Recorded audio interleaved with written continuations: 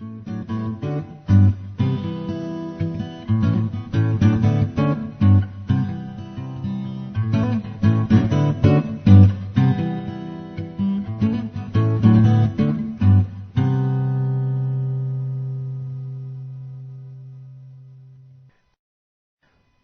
Muslim lives were meaningless to Muhammad, just as Islamic clerics find suicide bombers expendable.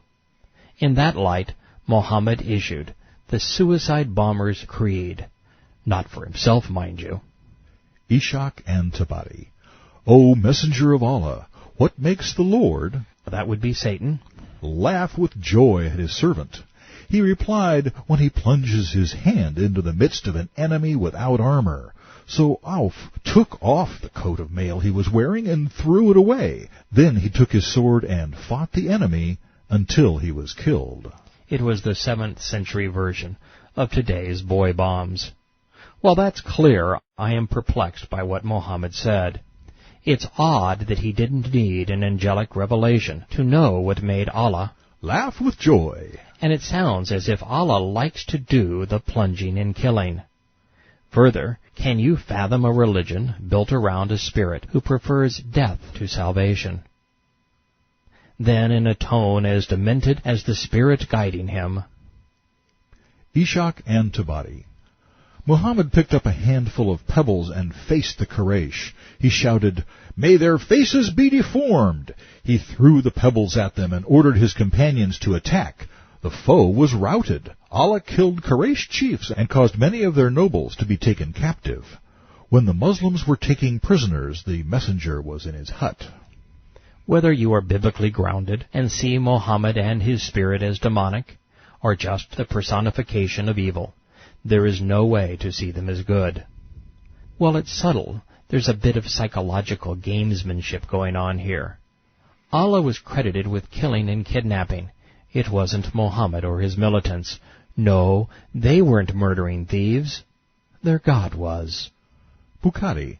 The Prophet said, "The believers who failed to join the Ghazwa of Badr and those who took part in it are not equal in reward." Muhammad loved murderers. He even loved their weapons. Bukhari. Az-Zubair said, "I attacked him with my spear and pierced his eye. I put my foot over his body to pull the weapon out, but even then I had to use great force. Later on, Allah's apostle asked me for that spear, and I gave it to him." Show me your treasure, and I will reveal your soul. Ishaq and Tabari. As the Muslims were laying their hands on as many prisoners as they could catch, the Prophet, I have been told, saw disapproval in the face of Sa'd. He said, "Why are you upset by the taking of captives?"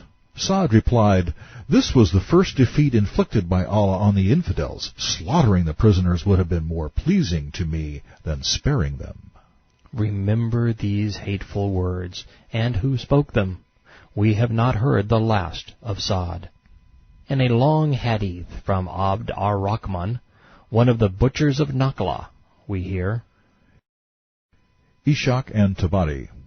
Umayyah, a merchant, was a friend of mine in Mecca. My name was Abd Amr, but when I became a Muslim, I was called Abd al-Rahman. This militant was named after the first Islamic God. As such, this is a stinging repudiation of Islam's first pillar. Umayyah used to meet me when we were in Mecca, and would say, "Abd Amr, do you dislike the name your father gave you?" I would reply, "Yes." Umayyah would then say, "I do not recognize Ar Rahman as a god, so adopt a name that I can call you by when we meet." After some chatter, the friends turned enemies by Islam settled on a name.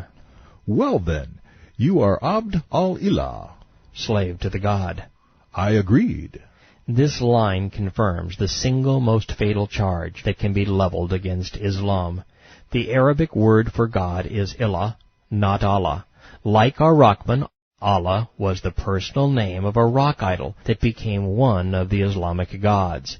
This simple conversation obliterates Muhammad's credibility, the Quran's authority, and Islam's legitimacy. Since Ar Rahman and Allah are names of gods used throughout the Quran and Hadith, Islam's central claim is bogus. Neither Allah nor Ar Rahman are Yahweh or Yeshua. And since the Islamic duo are incompatible by name and character with Yahweh and Yeshua, all biblical references are just crass plagiarism, inspired by a man's lust for money, sex, and power. The tradition continues, giving us an up-close and personal insight into what Islam did to a man's mind and soul. Fair warning, this isn't pretty. Tabari and Ishaq. On the day of Badr, I passed Umayyah as he was standing with his son Ali, holding his hand. I had with me some coats of mail, which I had taken as plunder. Umayyah said, Abd al-Ilah, would you like to take me as a prisoner? I will be more valuable to you as a captive to be ransomed than the coats of mail you are carrying. I said, yes. Come here then. I flung away the armor and bound Umayyah and his son Ali, taking them with me. According to Muhammad and his God, kidnapping for ransom was a legitimate religious practice, one more profitable than stealing armor. And in case you're wondering, the Meccan surrendered because he didn't want the Muslim raiders to kill his son. But it didn't work out that way. People, the Muslim militants, encircled us, Abd al-Rahman and his captives. Then they restrained us physically. One of the Muslims drew his sword and struck Ali in the leg, severing it so that he fell down. Umayyah gave a scream, the like of which I had never heard. I said, save yourself, for there is no escape for your son. By Allah, I cannot save him from these men. Then the Muslims hacked Ali to pieces. Abd al-Rahman used to say, may Allah have mercy on Bilal, a former slave turned Muslim murderer. I lost my coats of mail, and then he deprived me of my captives. In trying to hype the religion of war, the practitioners harpooned it. They not only demoted their gods to pagan status, they exposed their immoral motives. Islam was all about money. And while that should have been enough to impugn the doctrine, the fatal blow was the last paragraph. Muhammad so corrupted these men that they mutilated a child in front of his father, and there was no sense of guilt, no glimmer of humanity. Their only remorse was over lost booty. Islam is an evil curse that must be dispelled. Bukhari.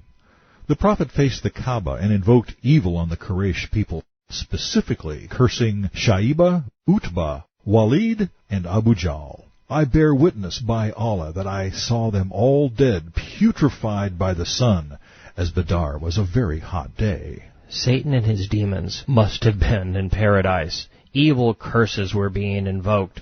People were dying. Bodies were putrefied. And it was hot. Moreover, their favorite prophet was on duty. Bukhari. Allah's apostle raised his head after bowing the first rak'ah of the morning prayer. He said, O Allah, curse so-and-so and so-and-so. After he had invoked evil on the Quraysh, Allah revealed, Your Lord will send thousands of angels riding upon chargers, sweeping down as a form of good tidings to reassure you that victory comes from Him.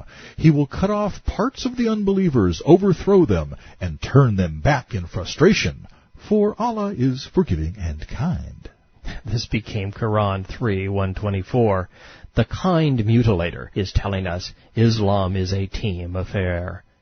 Ibn Ishaq says, also in Tabari, a cousin of mine and I mounted a hill from which we could overlook Badr and see who would be defeated, so that we could join in the plundering afterwards. I was pursuing one of the Meccan polytheists in order to smite him, when his head suddenly fell off before my sword touched him. Then I knew that someone other than I had killed him. The implication is that one of Allah's angelic brigade did the dastardly deed.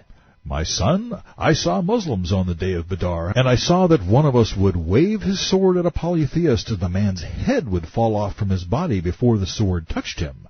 The sign of the angels on the day of Badr was white turbans which trailed down their backs, and on the day of Hunyan it was red turbans. The angels did not fight on any day except the day of Badr, and on other days they were reinforcements, assistants, and helpers, but they struck no blows. It was another Islamic first. killer angels wielding swords. Either way, Islam loses. If there were no angels, then Mohammed and his disciples were liars. If an angelic horde was out chopping off heads of the merchants so that militants could rob them, they were demons. For those familiar with the Bible, you may recall that over the course of 4,000 years, angels caused men to die on only 2 occasions. Both were in self-defense, and no one got rich. The Egyptians lost their firstborn sons so that the Jewish slaves might be freed, and the Assyrians who were besieging Jerusalem were foiled.